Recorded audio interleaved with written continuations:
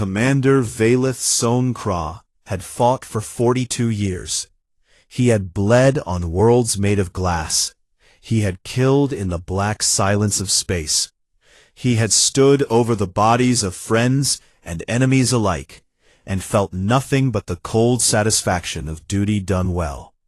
In all that time, across all those battles, fighting beside 17 different species, he had never once felt afraid.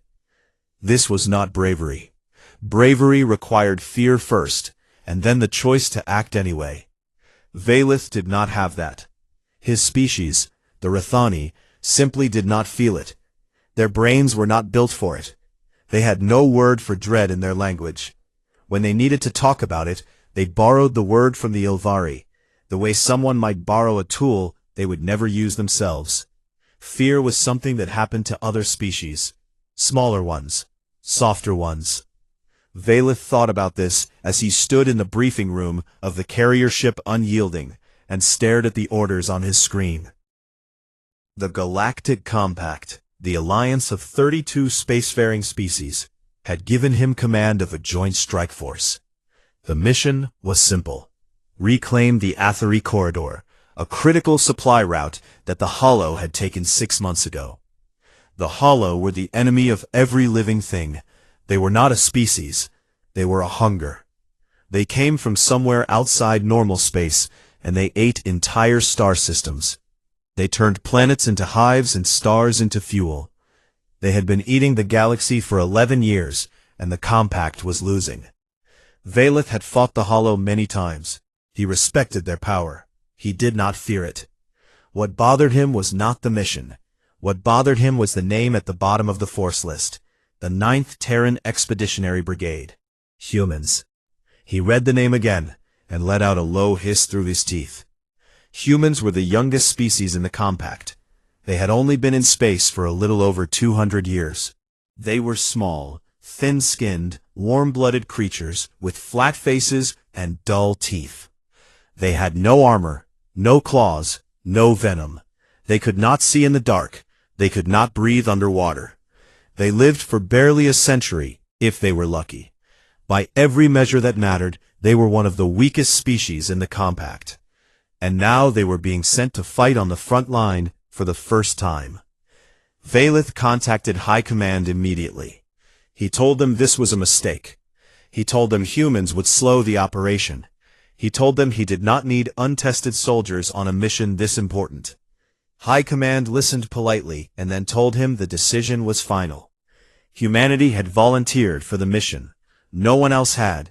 That was the end of the discussion. Valeth closed the channel and stood alone in the briefing room for a long time.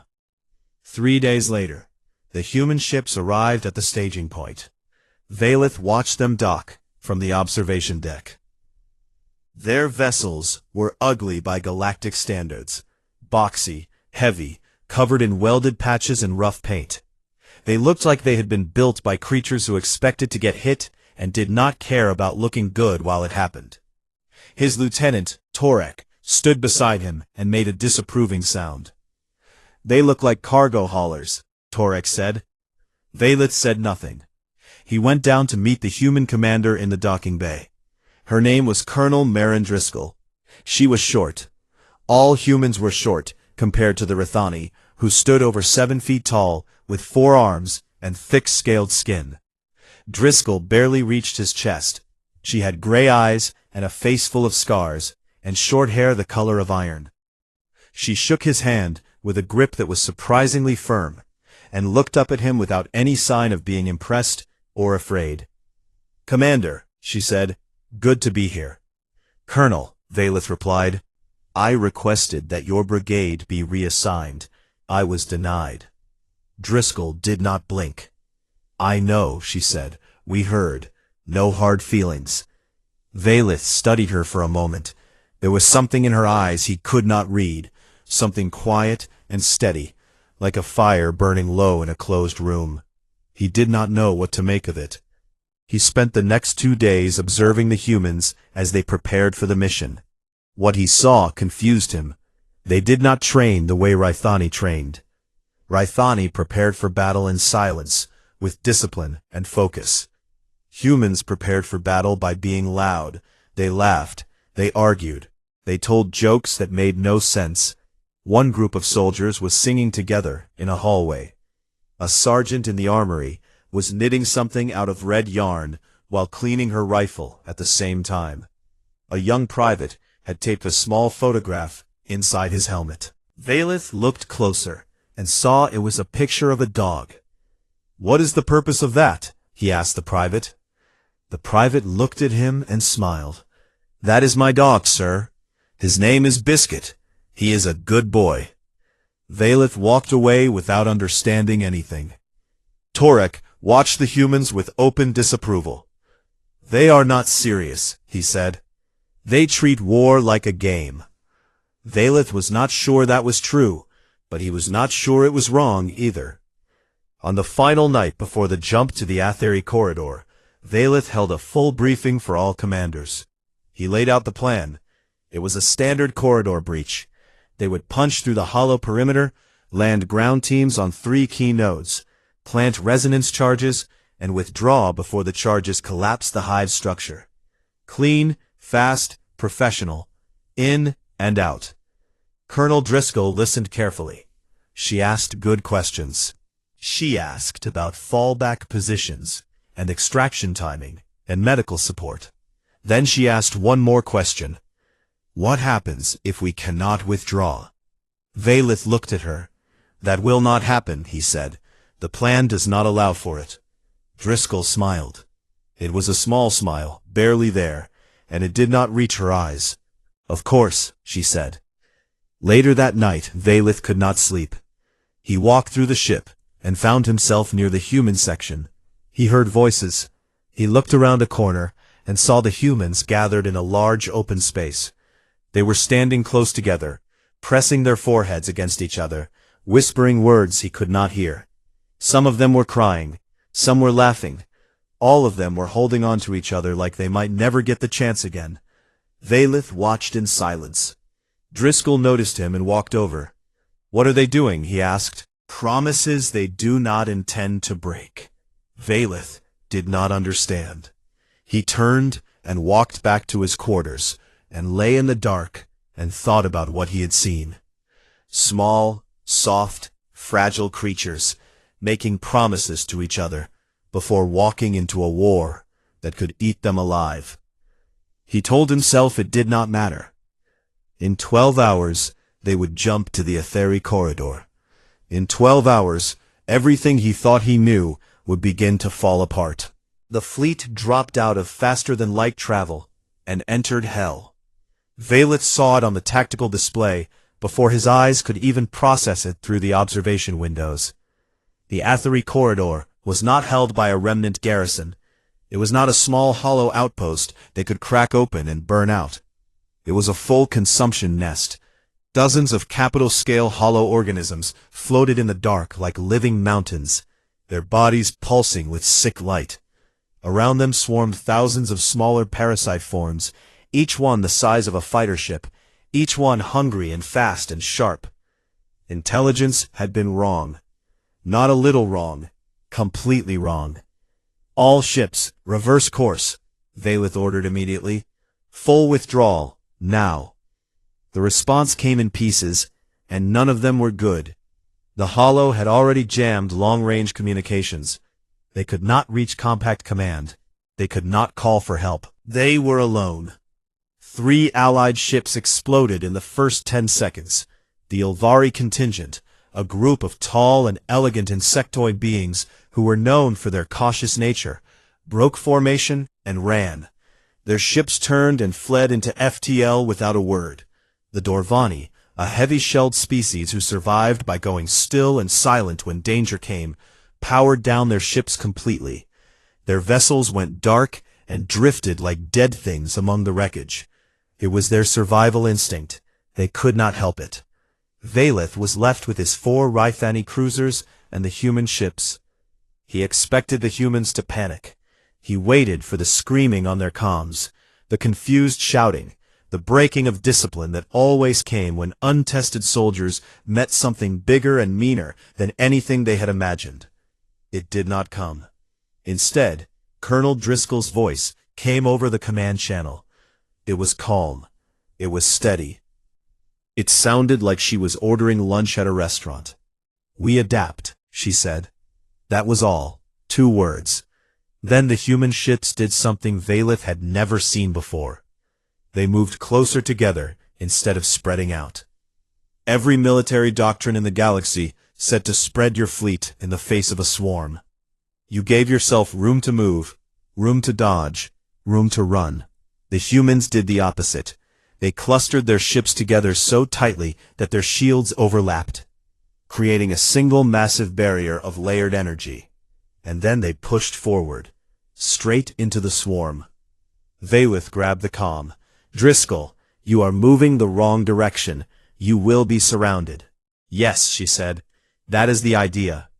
Valeth stared at the display. His 4 hands gripped the edges of the command console.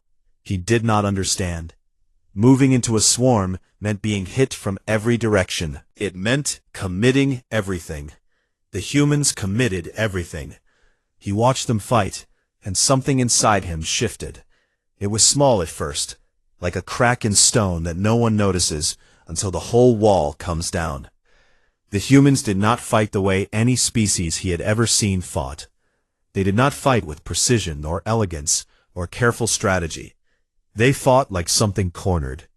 A human cruiser pulled alongside a hollow capital form and fired every weapon it had at point-blank range, so close that the explosions scorched its own hull. 2 human frigates rammed their way through a wall of parasite forms, using their reinforced bows like battering rams, metal screaming against chitin in the silence of space. A squad of human marines in small boarding craft flew directly into the mouth of a hollow organism. They went inside it. They fought it from within, cutting and burning their way through its living insides until the creature tore itself apart, trying to get them out. And then Valeth saw something that he could not look away from. A human frigate, the name Defiance, painted on its hull in white letters, took a direct hit to its engines. It lost power. It was drifting, dead in the water, right in the path of a hollow capital form that was turning toward it, like a whale turning toward a minnow. The crew of the Defiance did not call for help. They did not abandon ship. Instead, Valeth watched on the tactical display as the frigate pointed its nose at the capital form and fired its emergency thrusters. It accelerated on a collision course. It was going to ram the hollow organism with everything it had. 6 seconds before impact, the crew ejected.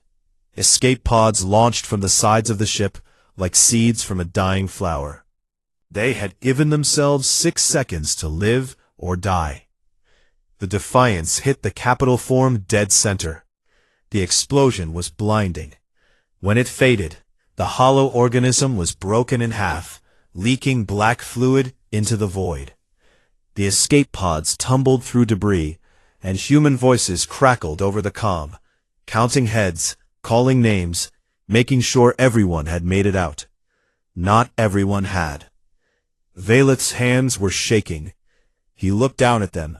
All 4 of his hands, steady hands that had held weapons in 100 battles without trembling once, were shaking. He clenched them into fists and pressed them against the console. This was wrong. This did not happen to Rithani. Their bodies were not built for this response. He told himself it was adrenaline, a chemical reaction to the intensity of combat. But the Rithani did not produce adrenaline. Torek was standing behind him. Valeth could feel his lieutenant's eyes on his hands. Neither of them said a word about it. On the display, the humans kept pushing. They had lost 4 ships already. Hundreds of their people were dead. The swarm was closing around them from every direction, exactly as Valeth had warned. And still they pushed forward, deeper into the hollow formation, firing and burning and bleeding. Valeth gave the order for his Rithani cruisers to follow them in. He did not know why. Tactically, it was foolish. Strategically, it was suicide. But something in him could not stand behind while those small, fragile, impossible creatures threw themselves into the dark. As his ships moved forward, Valeth stood at the observation window and watched a human destroyer take hit after hit. Its armor peeled away in sheets. Fires burned along its hull. It listed to one side, crippled and dying. And from its remaining gun batteries, it kept firing. Every single gun that still worked was firing. He could see, through the shattered windows of the bridge, that the crew was still at their stations. They were afraid. He could see it. Even from this distance, through the glass and the fire and the void, he could see it in the way they moved, the way they flinched with every impact. They were terrified, and they did not stop. That was when the crack inside Valeth broke open wider. He stood at the window and watched those small, scared, burning creatures fight a godswarm with nothing but metal and fire and their refusal to quit. And he thought a thought that he had never thought before in his entire life. There was something more terrifying than being fearless. It was standing beside someone who was full of fear and watching them choose to move forward anyway. He did not have a name for what he was feeling. Not yet. But his hands would not stop shaking. They landed on the hive node at dawn, though there was no real dawn on a world the Hollow had eaten. The planetoid had once been a mining colony. Now it was something else. The Hollow had consumed it from the inside out and turned it into a living thing. The ground was not rock anymore. It was flesh. It pulsed under their boots like a slow heartbeat. The walls of the tunnels were wet and warm, and they moved if you looked at them too long. The air smelled like copper and rot, and something sweet underneath that made Valeth's stomach turn. Valeth led the ground assault alongside Colonel Driscoll and her Marines. The plan was the same as before. 3 resonance charges at 3 key nodes deep inside the hive. Get in, plant them, get out. Simple. Nothing about it was simple. The Hollow fought differently on the ground. In space they were big and slow. On the ground they were fast and clever. They came out of the walls. They dropped from above. They rose up from the floor itself, shapes made of dark muscle and sharp bone that screamed in frequencies that hurt. Valeth's Rythani soldiers held their lines with the cold discipline they were known for. They fired. They advanced. They did not break. But it was the humans who surprised him again. They were loud. Even here, even in a place that felt like the inside of a nightmare, they were loud. They shouted to each other. They called out targets and positions and warnings, yes. But they also shouted names and jokes and insults at the Hollow that the enemy could not possibly understand. The sergeant named Kai Yuan ran past Valeth, screaming something about how the tunnel smelled worse than his ex-wife's cooking. Another Marine laughed so hard she almost tripped. Valeth did not understand how they could laugh here. He asked Driscoll, "Because if we stop laughing, we start thinking," she said. "And if we start thinking about where we are, we will not be able to keep walking." They pushed deeper. The tunnels twisted and split and sometimes closed behind them like a throat swallowing.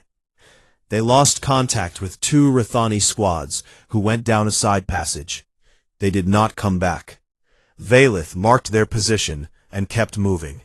There was nothing else to do. During a pause between attacks, when the team stopped to reload and breathe and check the wounded, Valeth sat against a wall that was warm and wet and pulsing and watched the humans. A medic named Corporal Ao Ose was working on a wounded Rythani soldier. The Rythani had lost his lower left arm. It had been cut clean off by a hollow blade form. Ose was small, even for a human. The Rythani soldier weighed 3 times what he did. But Ose had dragged the soldier to cover by himself, pulling him across the slippery organic floor with both hands and all his strength. And then, while Valeth watched, Ose turned and ran back out into the open. Valeth shouted after him. The medic did not stop.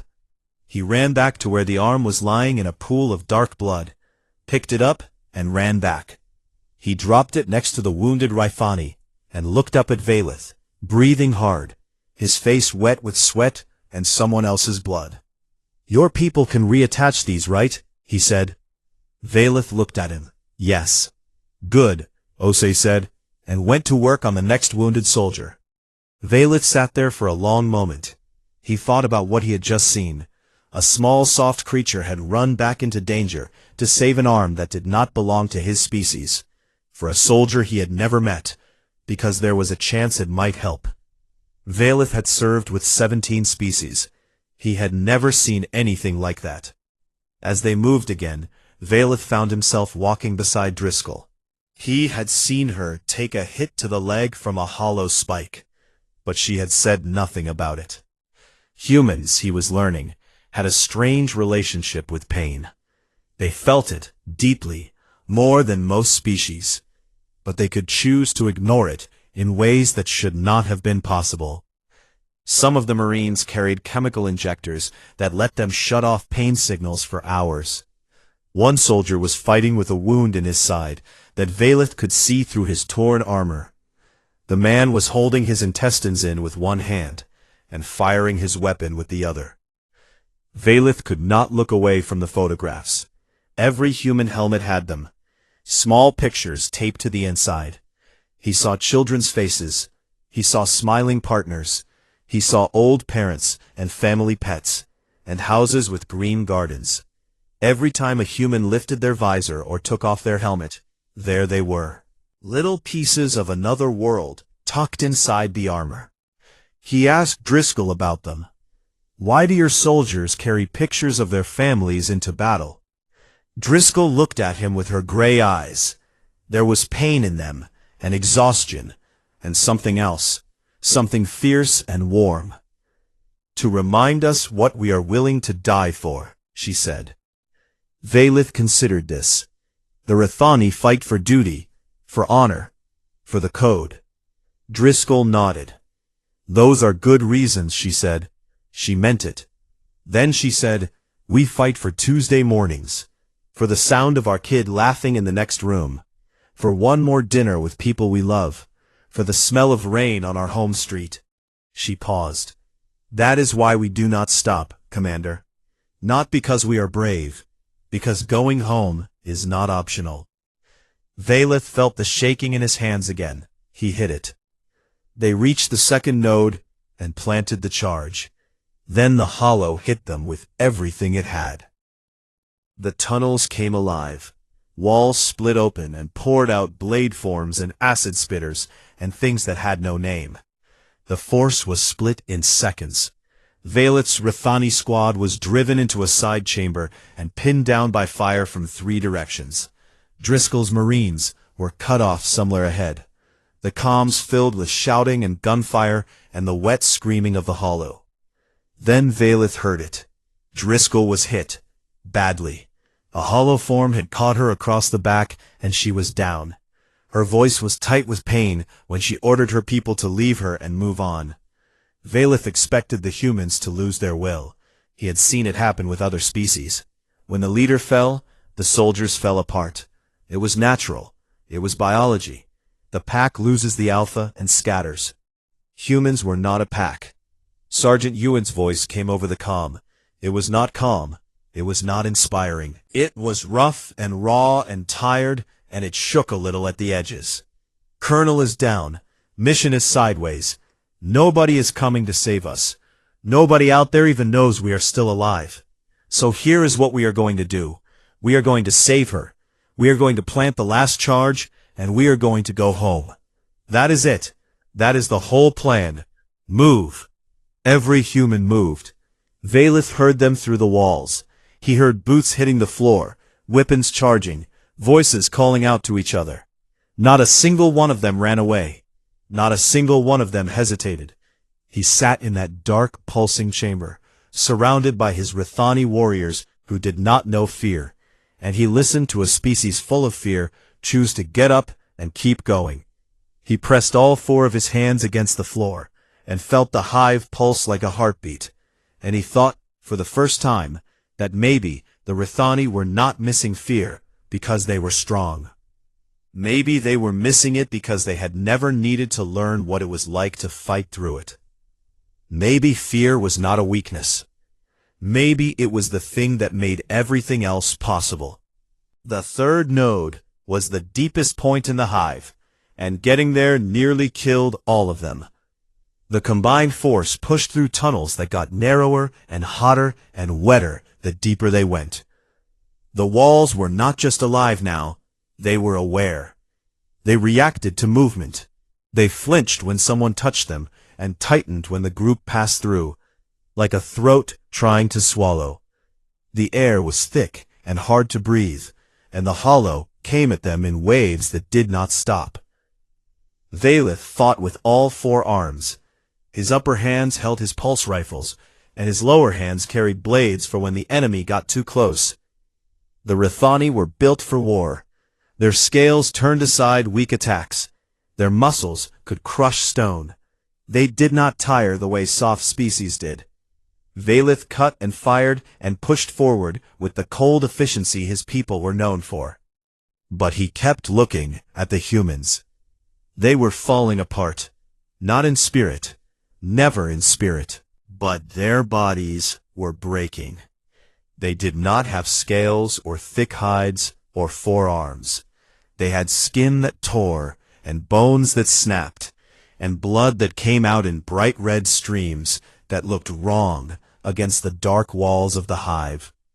Every few minutes, another one of them went down, and every time, someone else picked up their weapon and filled the gap. Colonel Driscoll was walking. That was the only word for it. She had taken a wound across her back that should have put her on a stretcher. Corporal Osei had sealed it with medical foam and told her she needed to stop. She had looked at him and said, "After." Now she walked at the front of her Marines, with her weapon up and her face white with pain and her steps steady. She did not limp. She did not lean. Valeth did not know how. He had seen Rithani warriors with lesser wounds stop fighting. Driscoll moved like her body was something she had decided to ignore. They reached the final chamber. The third node was a massive open space deep inside the planetoid, a cathedral of living tissue, with a ceiling so high it disappeared into darkness. In the center stood the resonance point, a pillar of crystallized hollow material that pulsed with a deep, slow rhythm. Destroy this, and the whole hive would begin to collapse.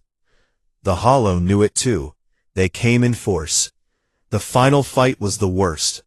Creatures poured from every opening in the walls, big ones and small ones, and ones that crawled on the ceiling and dropped down on top of them. The combined force formed a ring around the resonance point and fought in every direction at once. Valeth stood shoulder to shoulder with humans and Rithani and fired until his weapons overheated, and then fought with his blades until his arms burned. And beside him, a human private held a corridor. Her name was Lena Vasquez. She was barely 20 years old. Valeth had seen her on the ship before the mission, laughing with friends, her face young and open and full of a life she had not finished living yet. Now she stood in a narrow passage that fed into the main chamber, and the hollow were coming through it like a river. She was the only one there. Everyone else had been pulled to other positions. It was just her and her weapon and the things that wanted to get through. She held them for 11 minutes. Valeth knew because he counted. 11 minutes of continuous fire, her weapon so hot that she poured her drinking water over it to keep it working. The water turned to steam the moment it touched the barrel, and she fired through the cloud. She was screaming, not with fear, with effort, with fury, with something Valeth had no name for. And she was singing. Between bursts of fire, in the gaps where she reloaded or cleared a jam, she sang. Something soft and slow from her homeworld. Something that sounded like it was meant for a child at bedtime. She sang it while she killed things that should not exist, in a place that should not exist, at an age when she should have been home and safe and alive. A hollow blade form got through. Vaylith saw it happen from across the chamber. It came low and fast and caught her in the side. She fell. The song stopped, and in the silence that followed, Vaylith heard himself make a sound he had never made before. A low, broken hiss that came from somewhere deep inside his chest. Somewhere he did not know existed. Other humans closed the gap. The corridor was held, but Lena Vasquez did not get up. The song from her homeworld stayed where it had stopped, hanging in the hot dark air of the hive like a ghost. Vaylith planted the final charge himself. He pressed it against the resonance pillar with hands that would not stop shaking, and armed it with a 12-minute timer. Then, he turned to his people and to the humans, and gave the order to move. They ran. The tunnels were collapsing behind them. The hive was reacting to the charges, its body twisting and shaking as the resonance pulses began to tear it apart from the inside. Vaylith ran at the front, cutting a path through hollow forms that threw themselves at the retreating force with mindless desperation. Behind him, the humans ran and fought and carried their wounded and left no one behind. He carried a wounded human over his shoulder. The man was barely conscious, his leg gone below the knee, and he kept apologizing. "Sorry, sir," he kept saying. "Sorry for the trouble." Vaylith told him to be quiet and ran harder. Driscoll was beside him. She was still walking. Her back wound had reopened, and dark red blood soaked through the medical foam and ran down her legs. She looked at him with those gray eyes, steady and fierce and full of something that burned. "I walk out," she said, "or I do not go out." She walked. And Vaylith, running through the collapsing guts of a dying hive god, with a bleeding human on his shoulder and a broken human colonel beside him, finally understood what he was feeling. He finally had a name for the thing that had been growing inside him since the moment the human ships had pushed forward into the swarm. It was dread. Not dread of the Hollow. He had fought the Hollow 100 times, and they had never made him feel this. Not dread of dying. The Rathani did not fear death. It was something else. Something deeper and stranger and more terrible than anything he had ever known. It was dread of the humans. Not because they were dangerous to him, not because they might turn on him or betray him, but because of what they were. He had seen the pictures in their helmets. He had heard the promises they made to each other. He had watched them fight through wounds that should have killed them, and keep going on legs that should have broken, and sing songs from home in the belly of a monster. He was afraid of how much they could endure. He was afraid of the love that drove them. A love so big and so fierce that it turned soft little creatures into something the galaxy had never seen before. He was afraid of what the universe must have done to them to make them this way. What had they survived on that small blue world of theirs that had taught them to hold on this hard? What had broken them so badly that they had learned to put themselves back together with nothing but stubbornness and love? No species should have to be this strong, he thought. No species should need to be. The last rearguard was 12 human Marines who volunteered to hold the landing zone while everyone else got on board. Vaylith ordered them to fall back with the rest. Sergeant Ewan shook his head. "Someone has to be last through the door, Commander," he said. "Might as well be us." They held. Hollow forms broke against their line like waves against a wall. 7 of the 12 survived. They climbed onto the last shuttle, covered in blood and burns and filth, and one of them was laughing. Another was carrying a piece of a hollow creature he had ripped off with his bare hands, a trophy. It was still twitching. Vaylith sat in the shuttle as it lifted off. He looked at his hands. All 4 of them were still shaking.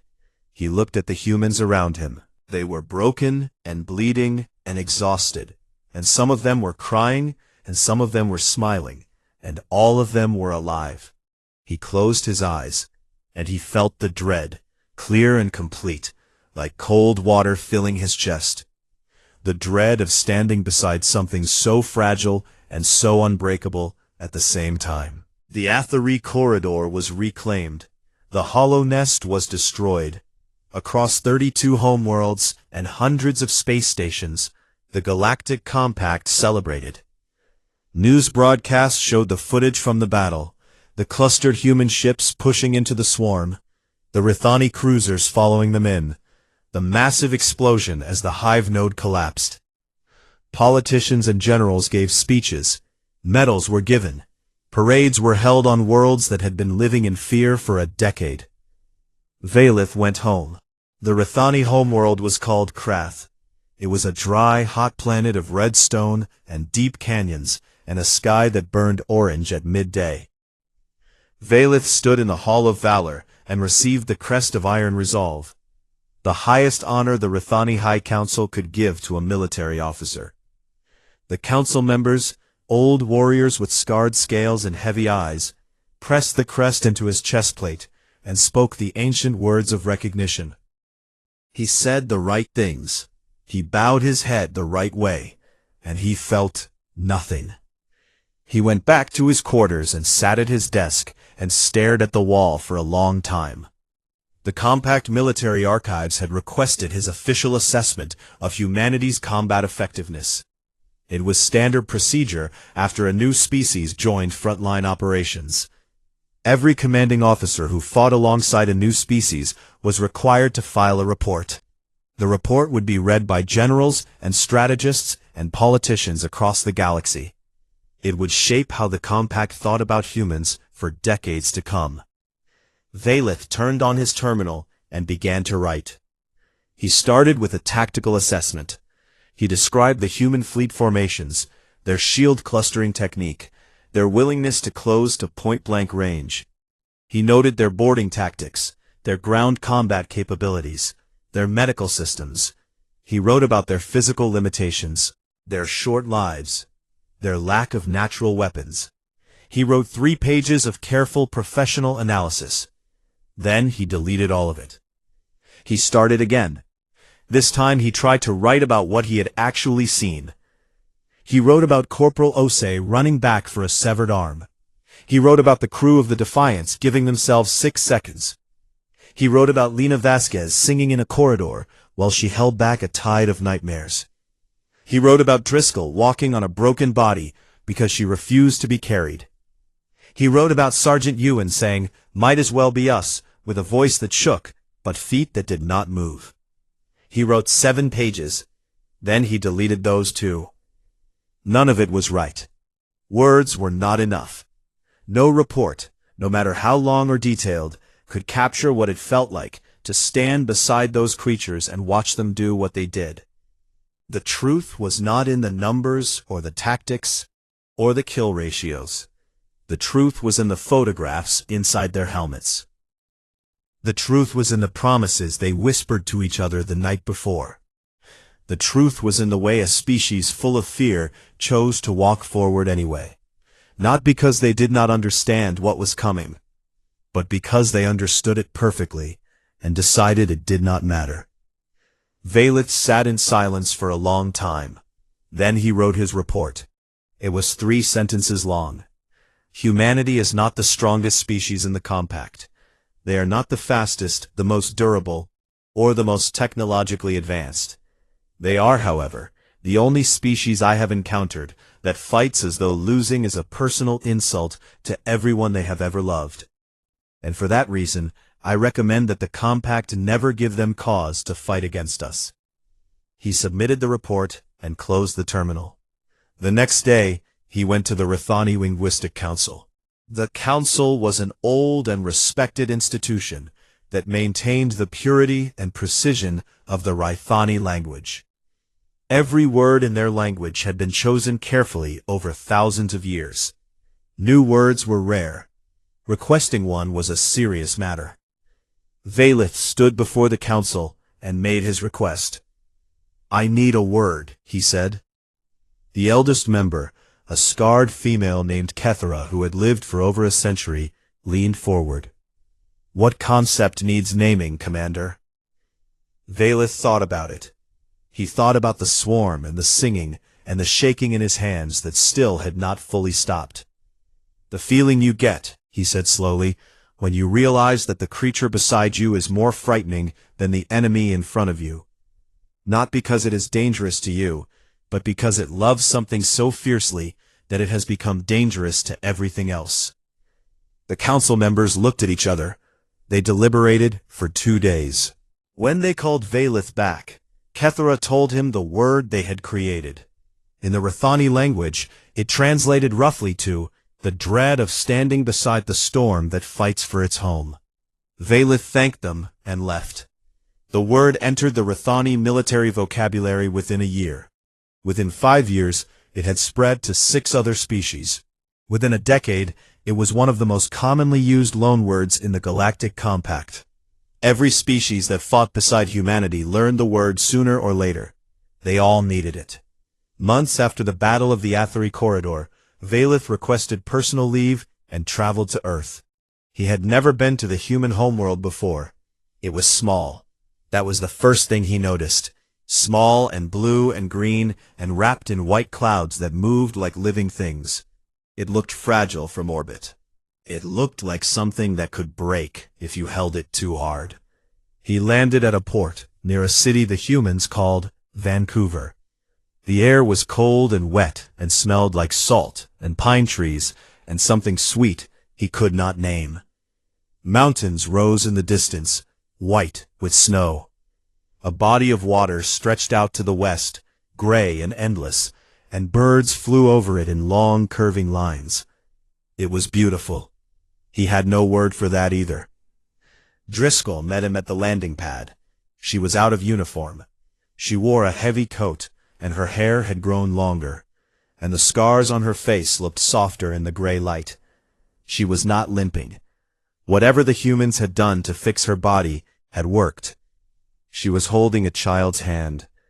The girl was small, maybe 5 or 6 years old. She had her mother's gray eyes and dark curly hair, and she was looking up at Valeth with an expression of pure wonder. He was, after all, 7 feet tall, covered in dark green scales, and had 4 arms. To a child, he must have looked like a monster from a story. But the girl did not look afraid. She looked amazed. "This is Lily," Driscoll said. Valeth looked down at the child. This was the face in the helmet. This was the photograph taped inside the armor. This was the reason Driscoll had walked on a broken body through the guts of a dying hive. This small person, this little life. Lily waved at him. It was a small wave, her fingers opening and closing like a tiny star. Valeth, commander of the Rathani Third Fleet, veteran of 200 battles, a warrior who had never known fear and had only recently learned dread, did something that no one in his entire species would have understood. He knelt down, all 7 feet of him, all 4 arms, all that scale and muscle and cold-blooded strength, lowered to the ground until he was at eye level with a 5-year-old girl. And he waved back. Lily smiled. And there it was, the dread. It filled him up like light fills a room when someone opens the curtains. But it was different now. It was not cold. It was not terrible. It was warm and enormous, and it ached in a way that felt important, in a way that felt like it meant something. He looked at the child, and he looked at the colonel, and he understood, finally, completely, what humanity was. They were not warriors. They were not weapons. They were not the things the galaxy was beginning to call them. They were just people. Small, soft, short-lived people who loved so hard and so completely that they would burn down the stars to keep that love safe. And the galaxy in its cruelty kept giving them reasons to burn. This was what they carried into battle. This small laughing thing. This wave from a little hand. This was what made them terrible. This was what made them beautiful. Valeth stood up. The The salt wind blew in from the ocean, and the birds called overhead, and Lily tugged on her mother's hand and asked if the big lizard man wanted to see her drawings. Yes, Valeth said. I would like that. They walked together toward the city, the warrior and the colonel and the child, and the mountains watched them go. And Valeth thought about the Rithani Linguistic Council, and how he would need to contact them again when he got home. Because the Rithani did not have a word for beautiful either. And after standing on this small blue world, watching a child smile at a monster who had come from the stars, he thought it was about time they made one.